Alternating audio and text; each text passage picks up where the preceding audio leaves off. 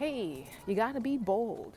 You got to be courageous if you want anything out of this life worth having. You can't just stick to what's safe and what you already know. You got to be big. You got to be bold. You got to be courageous.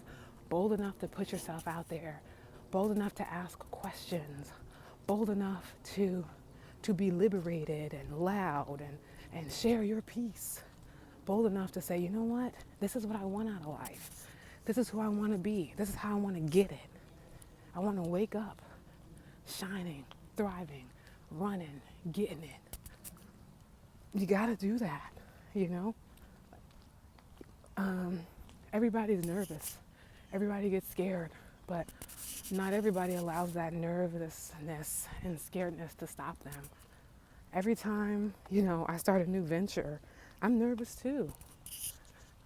Every time I teach a new class, if I get new students, I'm nervous. I just started teaching courses. I'm nervous about that. But I do it anyway because I recognize that, you're not going to be great doing what you've always done because every level you gotta extend yourself and expand. Like they say, new levels, new devils, but also new levels, new expectations. That's why I be talking about Humpty Dumpty so much because the story goes Humpty Dumpty sat on a wall, Humpty Dumpty had a great fall. All the king's horses and all the king's men couldn't put Humpty together again, which is true. But if Humpty Dumpty, like, is an egg, right? And Humpty Dumpty is an eagle, the eagle can't live as an egg forever. You can't stay locked up in that shell forever. Eventually, you got to be cracked open, you know? And the difference between people who are successful and people who aren't is that fertilization period. Are you studying? Are you reading? Are you learning? Are you putting in the work? Well, you know you're supposed to be putting in the work. Or are you not doing that? You know? Hold on, let me get past these people right quick. Good morning. So yeah, are you putting in the work in the dark? You know what they say, what you do in the dark comes to the light, and that's true because you have to be broken sometimes in order to be built. That's what I'll be talking about, the origin story. Batman had an origin story. Hercules had an origin story. Florence Scovel Shinn, a real person, had an origin story. John D. Rockefeller had an origin story. You have an origin story, and typically it stems from a major L. Too prideful to go down without a fight. Too worthy to go down without, trying to get back up again. You know what I'm saying? And Humpty Dumpty sat on the wall. Humpty Dumpty had a great fall. All the king's horses, all the king's men couldn't put Humpty together again. Okay, because he wasn't doing the work behind the scenes. So when the inevitable thing happened and he fell off the wall, he was an egg yolk, just splattered all on the ground.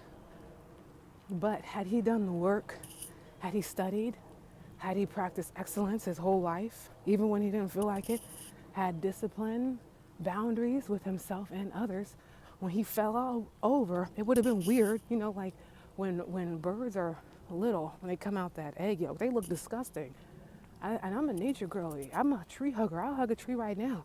I save earthworms on the ground. I recently saved one the other day. I was walking, mind my business, being healthy, and I saw an earthworm on the ground, and I stopped. I put it in the dirt.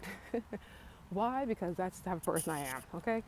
But what I'm trying to say is that you gotta get it, because those birds, they look so ugly when they come out. They're so scary looking when they're little. And that's probably a very scary and awkward time for them. But a baby chick of any species of bird cannot survive encased in an egg forever. It just cannot. So if Humpty Dumpty had that same fall, but if Humpty Dumpty was doing the work in the dark, when he had that fall and got out of that egg, he would have been a bird. And birds have a bigger life to live than an egg, okay? And flat out, Just on some straight no chase of real stuff, a bird cannot live in an egg forever. It's not logically possible. The whole purpose of becoming a fertilized egg is to get out of the egg and become the bird, become the eagle, become the chicken. I don't know what type of bird you are, only you know that. To fly and soar and live a life. But the bird can't do that unless it comes out of the egg. But what you do before your egg is cracked will determine if you end up like Humpty Dumpty and you have a great fall and that's the end of your story. Or it will determine if after that shell breaks, if you thrive. Once that shell comes off you, are you going to fly away, live a good life, soar high through the sky? Or are you going to just sit there and whine and pout? You know, you can't be in a victim mindset forever. Yeah, things happen to you, but so what? Things happen to everybody. You're not special that you had trauma. That doesn't make you special, okay? Let's just be real. Most people go through stuff. It doesn't make you special that you grew up in a toxic environment. Most people have. Like, let's just be real. What makes you special is not being defined by your environment. Like, there was a song, Off the Grid, I really like, by Kanye West. And he said, the other rapper dude in the song, I don't know who it is, he said something like, I'm not a product of my environment. I'm like, no, I'm what God produced. And whatever type of God you believe in is irrelevant to the conversation. You have to make your environment a product of you, period. And that comes from studying. That comes from reading. That comes from learning. That comes from experiencing as well. Because some people will study and read and plan and never actually do anything. So what that you read 1,000 books? What have you done with that? Like, congratulations. But how have you applied it? Once you learn, you got to apply. You got to get up and get it every day. Standard of excellence. Because things happen. But an eagle can't stay in an egg forever. So those things, those moments that feel like they're insurmountable. This is the worst thing that ever happened. Congratulations. Now you're in the club. Now you're in the club of real movers and shakers. Every single mover and shaker that's ever existed has had a hard time. And let me tell you something. Your hard time ain't got nothing on theirs. No matter what happened to you, it's irrelevant at this point. You know what I'm saying?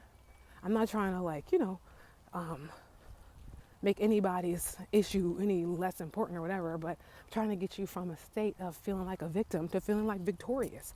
Everybody who's ever done anything worthwhile has gone through some stuff, but if you're running a multi-billion-dollar business and you got hundreds of thousands of employees and you screw up, you got to figure that stuff out because you got people counting on you.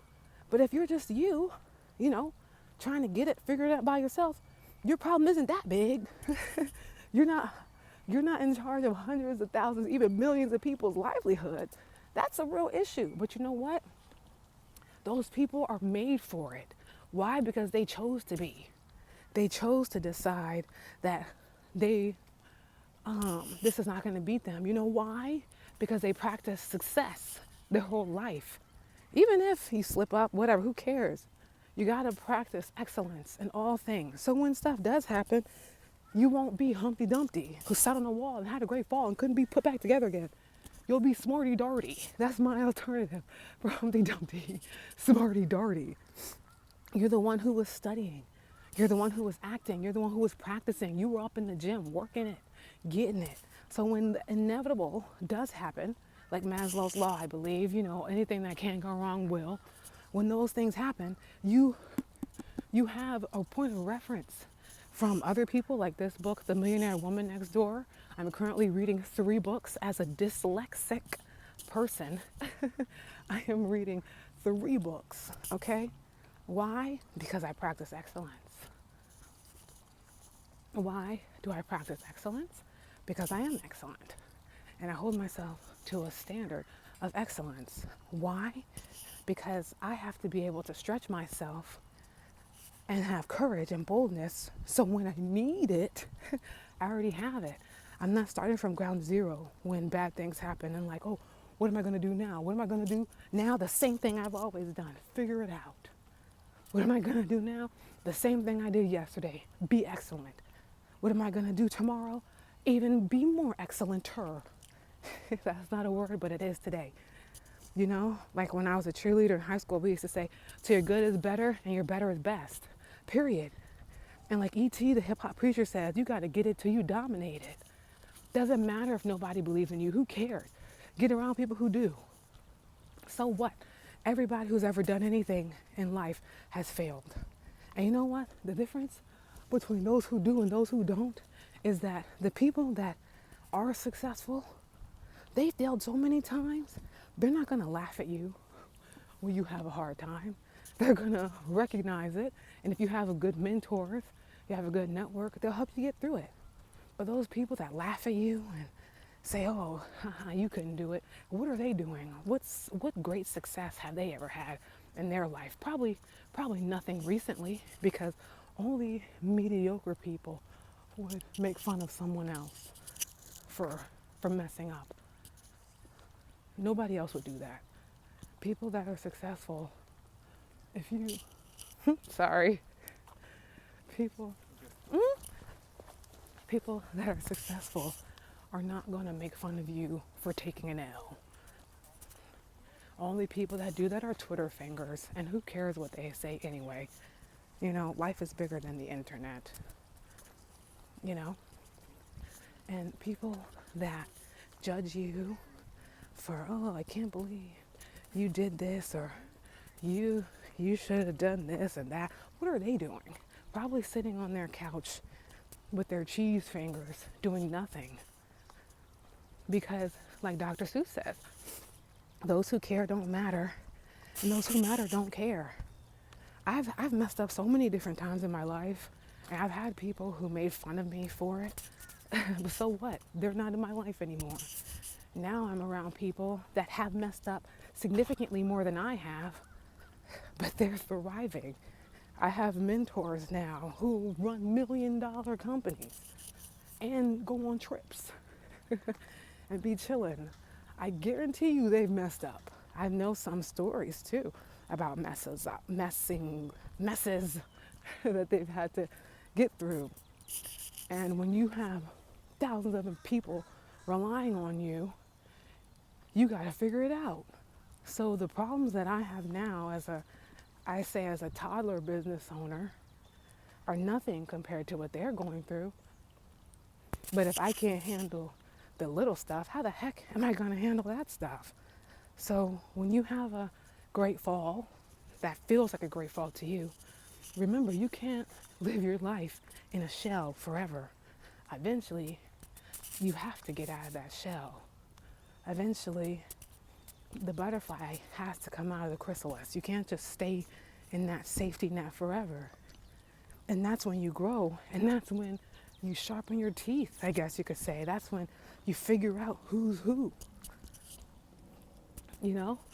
And really, again, you figure out who's really in your corner. Those people that laugh at you, who cares about them, man? They're not doing anything important anyway.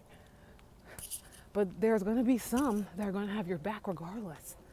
Those are the ones that, you know, you care about what they think, you know, even with a grain of salt too, because they probably, you know, they're not God. So there's that too.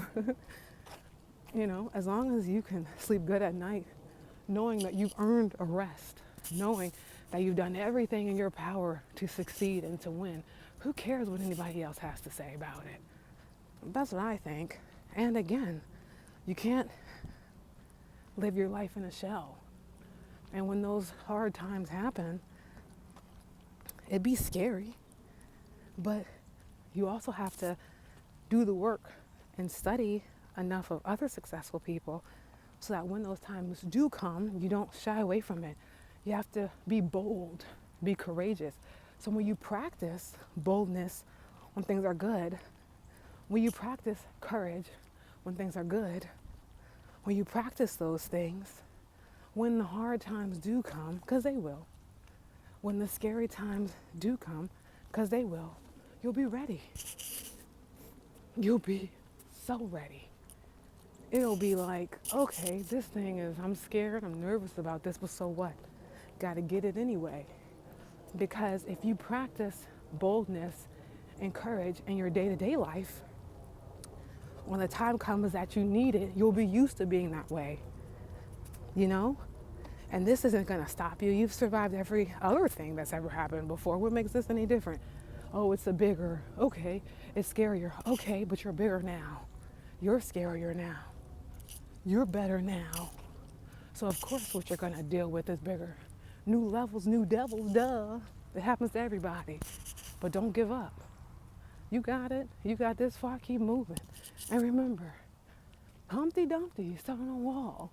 Humpty Dumpty had a great fall. All the king's horses, all the king's men couldn't put Humpty together again. And that sucks for Humpty Dumpty. But you ain't Humpty Dumpty. You're Smarty Darty. So when you have a great fall, it's because you need to fly. You need to have a great flight. And sometimes if you're staying somewhere you're not supposed to be, or if it's time for you to grow, the universe has a way of forcing it out. The universe has a way of forcing growth onto you because contrary to what people think, you know, God needs you too. God needs you too. God needs you to do things on this world. Whatever God you believe in is irrelevant. You know, God needs you to lead his other children. God needs you to teach his other children. You ain't bigger than the program, period. None of us are. But that's okay. Because I can tell you, this journey towards where I am now, and I'm just getting started, for real, for real. I just really found my whole self recently, honestly.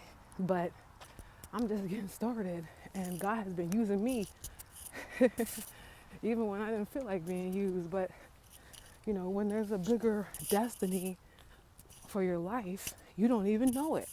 And once you get in what they call alignment, then you just naturally are doing the work you're supposed to do. There are so many synchronicities that I've experienced lately. I happen to be bold, going to some new groups, networking with some people, because your network is your net worth. And then someone happens to know someone happens to do something, someone happens to connect me with this. I happen to stand right next to the person that I needed, and I didn't even know.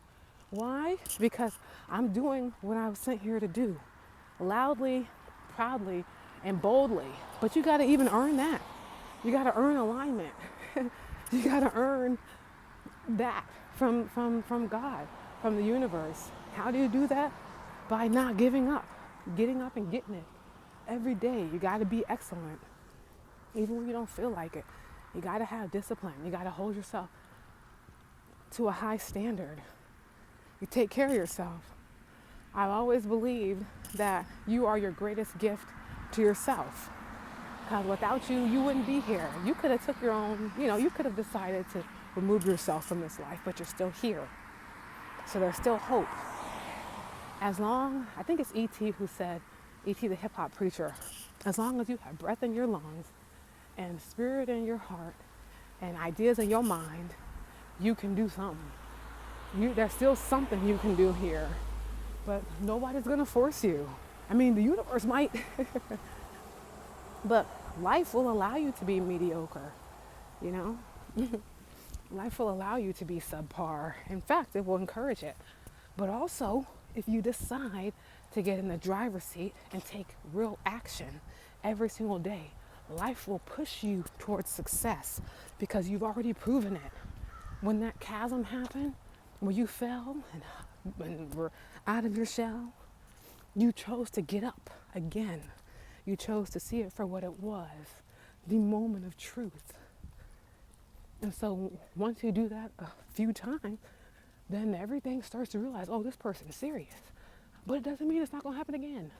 It doesn't mean you're not going to be tested again. You will be. New levels, new devils. But so what? Who cares? All these squirrels.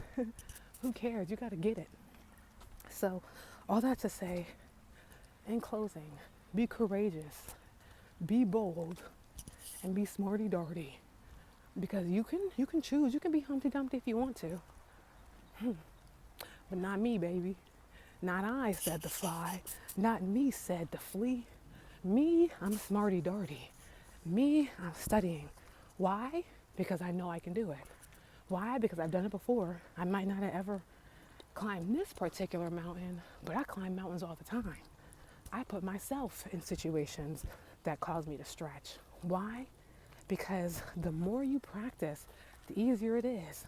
The more you practice putting yourself in situations that make you slightly uncomfortable but are necessary for growth, the better you'll be.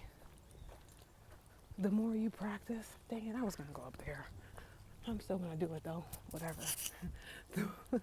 The more you practice thriving and being successful, being happy, being courageous, when you do need to call on that, it won't be so hard because you're used to it already.